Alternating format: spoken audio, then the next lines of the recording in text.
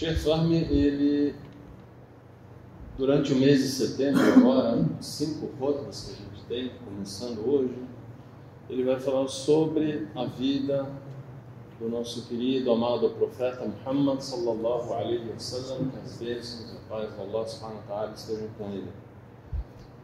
O tema de hoje, dentro desse assunto sobre a vida do profeta, é o profeta em si, o profeta descrito por si próprio, ou seja, como foi que o profeta se descreveu, falou sobre ele, como Allah subhanahu wa ta'ala, o Criador Todo-Poderoso, mencionou o profeta no Alcorão Sagrado.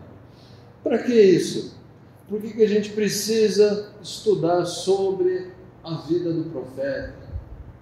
Sirat al-Nabi. Por quê? Por que eu preciso aprender algo sobre a vida dele? Porque ele foi o exemplo. Ele é o nosso modelo, ele é o nosso professor, é um ser humano que Allah, que Deus Todo-Poderoso escolheu para ser o último dos profetas, a última mensagem, a última etapa do ciclo da obra, da religião, da mensagem monoteísta de La ilaha illallah. Não há divindade digna de adoração a não ser Deus, a não ser o Allah subhanahu wa ta'ala. Então a gente estuda a vida do profeta para que nós sigamos o seu exemplo e não sejamos muçulmanos de carteirinha, ou de nome, ou de barba, ou de roupa, de aparência de um modo geral, e o nosso comportamento não reflete a essência do Islã, não reflete a verdade daquilo que foi revelado ao profeta, e a gente vive dentro simplesmente de um resumo aproximado do que seria o Islã. É parecido, mas não é o Islã. Nós não podemos cair nessa armadilha. O muçulmano é aquele que pensa, é aquele que reflete, não é aquele que segue, não é aquele que imita, não é aquele que copia.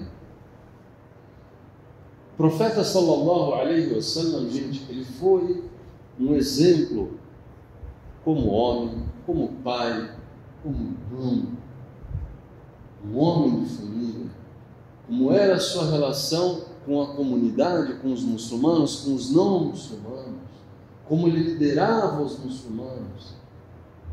Isso que a gente precisa aprender. Allah subhanahu wa ta'ala diz no Alcorão, diga, Muhammad está falando para o próprio profeta, diga, humanos, certamente sou o mensageiro de Allah. Então uma confirmação de que ele foi o profeta escolhido para vós todos, aquele a quem pertence a soberania dos céus e da terra. Não existe Deus senão Ele, que dá a vida e dá a morte. Então crê em Allah e em seu mensageiro, o profeta e letrado, que crê em Allah e em suas palavras, e seguiu na esperança de vos guiar. Ou seja, sigam o profeta. A gente segue o exemplo dele. A gente não vive com uma ideia resumida, mais ou menos, de como é que ele era. É bonzinho. Mas como é que é o Islã?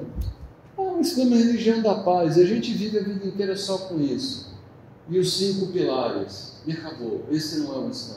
Isso é uma parte muito pequena do Islã. Allah também diz no Alcorão Sagrado, e por uma misericórdia de Allah, tu, Muhammad, te tornaste dócil para eles. E se houvesse sido ríspido e duro de coração, eles se haveriam debandado de teu redor. Ou seja, a forma como o profeta lidou com as pessoas é doce, de maneira carinhosa. Se ele fosse duro, rígido, fechado, bravo, ninguém ia seguir o Islã. Infelizmente, esse é o retrato do muçulmano hoje. As pessoas, quando pensam em nós como muçulmanos, que pessoal bravo, rapaz, turma que gosta de briga, gosta de guerra. Infelizmente, nas mesquitas nós adoramos uma briga, todo mundo sempre de cara fechada. Esse não é o perfil que o profeta sallallahu alaihi wa sallam deixou para nós. E complementando o mesmo versículo, Allah ainda diz, então indulta-os, implora perdão para eles e consulta-os sobre a decisão. E se decidires algo, confie em Allah, por certo Allah ama os confiantes nele. Sheikh Fahmy, gente, ele trouxe 3 ditos, 3 dizeres, 3 ahadith. O primeiro deles, narrado por Abu Huraira, foi dito para o profeta, foi pedido para ele: ó profeta, invoque a maldição sobre os politeístas, ou seja, sobre os incrédulos, sobre os idólatras. Pedindo, ou seja, para que ele fizesse um duá, para que ele pedisse para Allah que amaldiçoasse aquelas pessoas. Ele respondeu: eu não sou invocador de maldição, eu não sou invocador de maldição, sim de misericórdia. Eu fui enviado para o mundo como misericórdia. Isso é uma evidência de que o Islã é uma religião de misericórdia. Um outro hadith, também narrado por Abu Huraira, o profeta sallallahu alaihi wasallam, ele se descreve em comparação também com os demais profetas. Ele fala: o meu exemplo e o exemplo dos outros profetas, ou seja, o meu exemplo em comparação com os profetas anteriores que me antecederam. É como de uma pessoa que construiu uma casa bonita, linda, linda, linda, aperfeiçoou, embelezou, enfeitou, ajeitou, mas ficou faltando um tijolinho no canto. Ficou faltando um tijolinho. As pessoas veem e olham aquela construção e admiram, falam: puxa vida, que lugar bonito, que casa bonita, mas está faltando alguma coisa, um tijolinho para tampar aquele buraco, para tampar aquele vão, aquele vazio. Ele fala: eu sou esse tijolo. Eu sou esse tijolo. Eu sou o último dos profetas, o derradeiro dos profetas. Essa evidência também de que não existe e não vai existir no futuro nenhum outro profeta após o profeta Muhammad sallallahu alaihi wasallam. Isso é evidência de que não existe conflito ou divergência entre ele e os demais profetas que o antecederam. Todos eles trouxeram a mesma mensagem: La ilaha illallah. Não existe divindade digna de adoração a não ser Allah, a não ser Deus. Deus é o único. Deus vai enviar uma mensagem e depois ele vai enviar uma outra que contradiz a primeira, a anterior, que antecedeu. De jeito nenhum. De jeito nenhum. Deus, o Criador, Ele é perfeito, Ele determinou para cada coisa o seu tempo, para cada mensagem o seu mensageiro, o seu responsável, o seu profeta. E essas divergências, essa bagunça que a gente vê no mundo hoje, nós, seres humanos, não muçulmanos, os seres humanos, cada um com as suas doutrinas e as suas seitas e os seus grupos, são os responsáveis pelos conflitos, as divergências e as alterações de conteúdo que existem na religião. E nós, como muçulmanos, temos que tomar muito cuidado para também não cometer o mesmo erro de começar a enfiar coisas, inserir coisas e novidades na religião que não existem, que não foi ensinado pelo profeta sallallahu alaihi wasallam. Inclusive sobre a questão do seu nascimento. Quando foi, se comemora, se não comemora. Não foi essa a religião que ele deixou. Não foi essa a religião que os sahaba, os seus companheiros, seguiram, em que eles ficavam preocupados em saber quando que ele nasceu, quando que ele não nasceu, em comemorar ou não comemorar aniversário. Isso não faz parte do Islã. E um terceiro hadith, gente, também muito importante: 3 homens, eles foram até as casas do profeta sallallahu alaihi wasallam e perguntaram para as esposas dele, queriam saber como era a sua adoração, como é que ele praticava o Islã. Em outras palavras, como ele rezava, como ele jejuava, em termos inclusive quantitativos. Isso é o que me interessava. Mas, claro, ouviram o profeta, ele reza à noite, ele jejua segundas e quintas, 3 dias no meio do mês, e por aí vai. O que os 3 pensaram?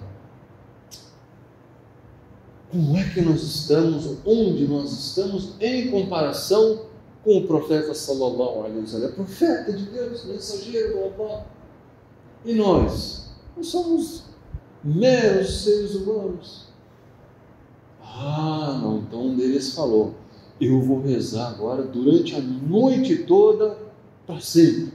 Todas as noites eu vou rezar a noite toda. Em outras palavras, ele não vai dormir, não vai descansar. O outro falou, eu vou jejuar o ano inteiro, para sempre. Vou jejuar todos os dias. Você não vai mais quebrar o jejum. Não vai ter um dia de intervalo. Você vai quebrar o jejum, obviamente, no seu horário. Vai jejuar o ano inteiro. E o terceiro falou, eu vou me afastar das mulheres, eu não vou me casar. Que absurdo é esse?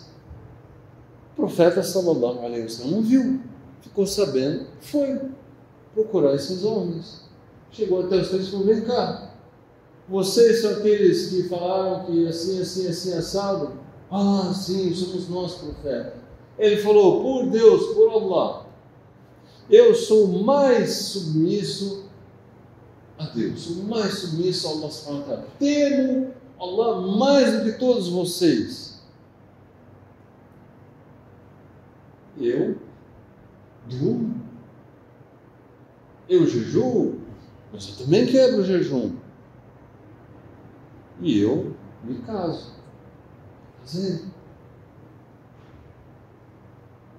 Quem não seguir a minha tradição não é de mim. Ou seja, quem não seguir a sunna do profeta sallallahu alaihi wasallam não é dos seus seguidores.